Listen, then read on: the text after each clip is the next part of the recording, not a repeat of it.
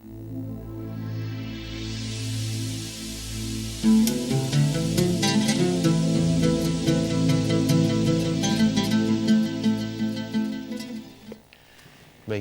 para pemirsa CTV yang dimuliakan Allah Subhanahu wa taala, kita sudah berada di segmen terakhir ya di Ustaz Menjawab pagi ini. Dan kita sudah jawab tadi pertanyaan dari Pak Hashim yang luar biasa sekali dan juga saran-saran masukan dari beliau. Mudah-mudahan memang kita berharap tema-tema ke depan bisa lebih aplikatif ya, sesuai dengan yang dipahami oleh masyarakat, karena memang Nabi kita Muhammad SAW juga berpesan ya, dan juga Ali bin Abi Thalib sendiri ya, salah seorang dari sahabat beliau yang sangat semangat sekali dalam menyampaikan ajaran agama yang sesuai dengan kadar kemampuan akal manusia. Khatibun nas ala qadri uqulihim, ya, berbicaralah dengan masyarakat sesuai dengan kemampuan nalar mereka. Jadi ini hal yang luar biasa masukan dari Pak Hashim tadi.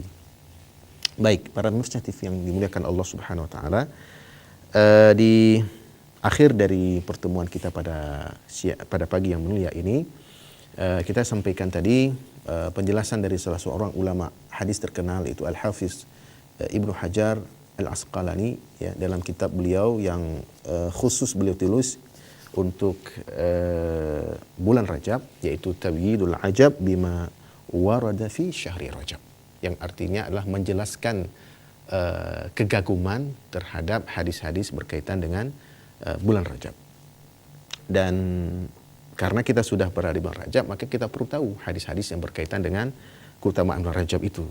Hadis yang sangat populer berkaitan dengan keutamaan bulan Rajab itu adalah Rajab syahrullah wa Sya'ban syahri wa Ramadan syahru ummati. Ya, Rajab itu bulan Allah, ya. Sya'ban itu bulanku dan Ramadan bulan umatku. Nah, jadi sesungguhnya apabila kita baca kitab yang kita sampaikan tadi, yang ditulis oleh Al-Hafiz Ibnu Hajar Al-Asqalani, dijelaskan bahwa hadis tersebut ternyata tidak sahih ya. Bahkan ada di kalangan para ulama yang langsung memvonis hadis itu palsu. Misalnya dalam kitab Ittihafus Siratil Muttaqin bi Syarh Ihya Ulumuddin, tulisan Al-Murtada Az-Zabidi ya, Al-Imam Al-Murtada Az-Zabidi. Nah, jadi para pemirsa TV yang dimuliakan Allah, bukan berarti kita menyebutkan penjelasan seperti ini kemudian kita alergi terhadap orang-orang yang beramal salih di bulan Rajab. Itu sudah pasti tidak seperti itu, karena bulan Rajab termasuk ke dalam bulan haram ya. Nah, makanya keutamaan Rajab itu karena dia bulan haram ya, bulan yang dihormati, bukan karena ada ada anjuran khusus untuk beribadah di bulan Rajab ini ya, karena tidak ada anjuran khusus berdasarkan hadis-hadis yang sahih. Baik, para pemirsa TV yang dimuliakan Allah Subhanahu wa taala, perlu juga disampaikan kepada kita semua ya, yang mungkin tidak berlatar belakang pendidikan agama ya. Karena mungkin kita tidak belajar di pesantren ya. Kita misalnya belajar di sekolah, kita belajar di madrasah yang pengetahuan agama kita sedikit misalnya. Perlu kita sampaikan bahwa di dalam ajaran agama kita, orang awam itu ya mesti juga untuk memperdalam ilmu agama ya.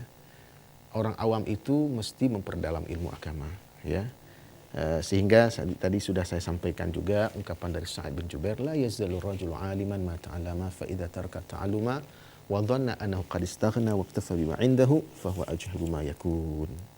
Jadi tidak karena kita awam kemudian kita pasrah begitu saja terhadap penjelasan para ustadz, penjelasan para kiai, para tengku, para habib dan seterusnya. Tidak seperti itu. Tetapi ajaran agama kita memerintahkan kepada kita untuk tidak patuh, tidak ikut kalau belum berdasarkan ilmu.